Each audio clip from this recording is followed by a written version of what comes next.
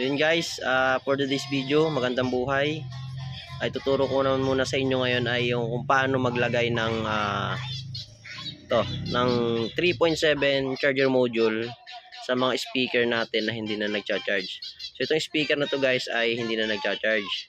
Kaya step by step ituturo ko sa inyo kung paano magkabit 3.7 charger module sa ating mga speaker. So yun guys, continue tayo.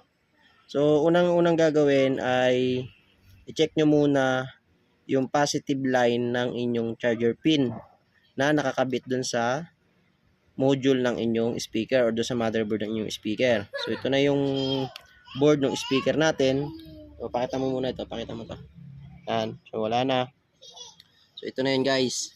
So ang gagawin muna natin, i-locate nyo yung positive line na nakakonect dun sa charger pin. So sa case nito, ang positive line nito ay yung pangalawang pin, no? Pag type C kasi guys, yung pangalawang pin sa gilid, yun ang positive supply. So gamit tayo ng tester, no? Gamit natin is tong Home Tools, no? HM99 Smart. So automatic na yan. Pag on niyo, automatic na yan, naka-auto na yan. Kung ano yung tinetest niyo, yun yung magiging reading dito. So may mga indicator yan. AC volt, DC volt, resistance, and then buzzer. Yan. So ito yung positive line. Yan. Kung mapapansin nyo guys, meron ako nakakabit na isa. No, ituturo ko sa inyo step by step. Battery, yung ating BMS or yung 3.7 charger module, and then yung ating mainboard. So ito guys, sa case ng Type C port, no? Type C port yan guys, no? Type C.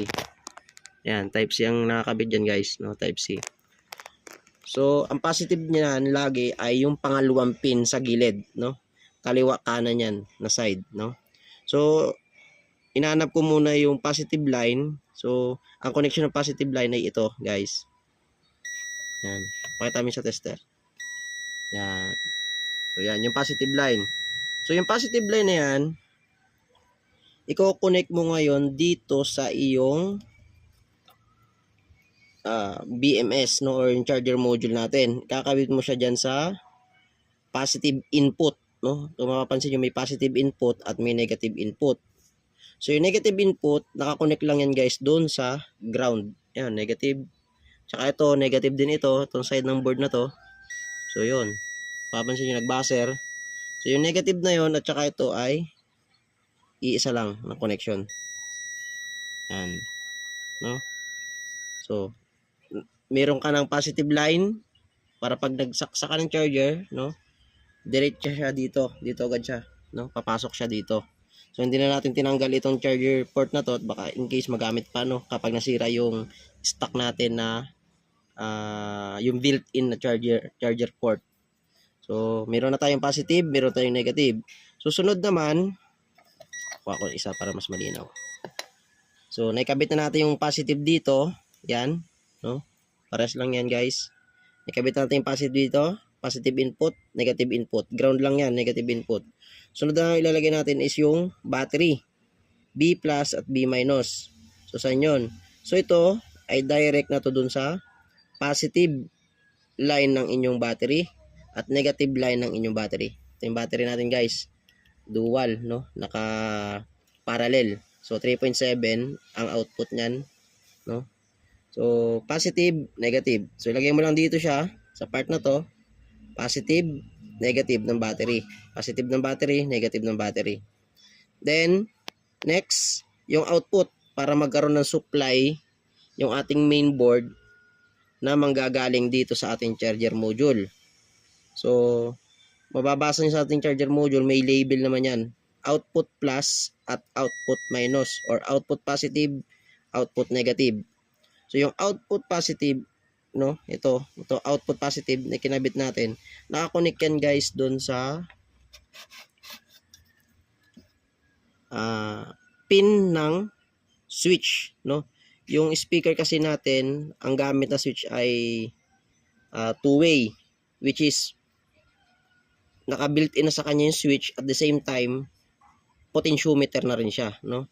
So, kaya kapag nag-on ka nito ng potentiometer, magsuswitch siya.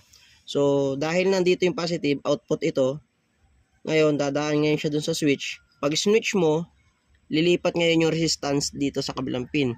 So, itong pin na to, yan yung magsusupply ngayon dito sa mainboard. Ito yung first filter capacitor ng ating mainboard. No? So, tingnan natin. Gamit yung tester. Sukatin natin to, test natin. Hanapin natin yung connection ng kabilang pin, no? Yan, kabilang pin. On lang natin yung tester. Para makita niyo, no? So ito, kabilang pin ng switch, papunta na yun dito sa positive line ng capacitor. Yan. Yan. So hanapin nyo lang yung pinakamalapit na capacitor. So mapapansin nyo rin naman yan, meron yan line, no, papunta doon. Positive line na yan, no, na manggagaling sa switch. Kaya pag nag-switch kayo, magta-transfer ngayon yung resistance papunta doon, or magta-transfer na yung voltage papunta doon sa kabilang pin. So yun na yung magsusupply, magiging positive na manggagaling sa ating charger module, no. Try natin na, ulitin ko ulit. Tingnan natin. Ito ay positive input, negative input. So yun, nilagay natin yung ground. Ito yun, negative, positive. Papunta ngayon yan doon, no? Ito na. Ano siya? Positive ng charger, negative ng charger, no? Ngayon, kabit naman natin yung battery.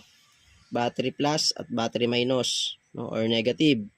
Positive, negative ng battery. Then yung output, positive output, pupunta yan doon sa switch, no? Yan, dito sa switch. Ito siya dyan. Sunod, yung negative output naman, i-connect nyo lang yan dyan sa ground, no? Kahit saang part ng ground sa mainboard. So, ang sa akin, inilagay ko dyan sa may charger port natin. Yan. So, try natin. Insert tayo ng charger. Ito guys, no? Yan. So, hindi na ako dito magsasaksak, no? Hindi na ako magsasaksak. Doon pa rin sa dati niyang charger port, no? Tignan nyo, magkakaroon to ng power indicator. Saksak muna natin.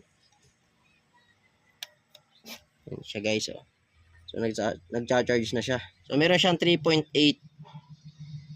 volts, no? Yan, 3.8. Ngayon, magkakaroon din siya ng output na magsusupply sa mainboard, which is 3.9 volts, no? Yan. So, ngayon, itatry natin kung magpa-function siya dun sa speaker natin, no? Pause muna natin. So, yun guys, magta-try na tayo, no? Ikinabit ko lang, kaya nag-pause tayo, ikinabit ko lang yung mga connection, no? Sa speaker, input 5 volts, input 5 volts dun sa ating yung, sa ating LED, sa LED ng ating speaker, no? Accessories, then antenna. So, papansinin nyo guys, nabakante na siyang lagayan or port. Ito yung dati sa battery. Hindi na natin dyan siya inilagay kasi sira na yung charger module ng ating mainboard, no? Sira na yung regulator charger. So, dito na natin siya pinabit. Ayan. So, try natin. Lagyan natin ng supply ulit ng charger. So, ito naman guys, nagpa-function. Hindi nga lang siya nag-charge dati. So, ngayon guys, nandito na, no? Yan, nag-charge siya ngayon guys. So, i-try natin i-on. So, ito yung display. Bluetooth mode. Yan guys, ganun lang, no? Pakadali. Kapag hindi na gumagana yung charger module ng inyong mainboard, order lang kayo sa online ang 3.7 charger module.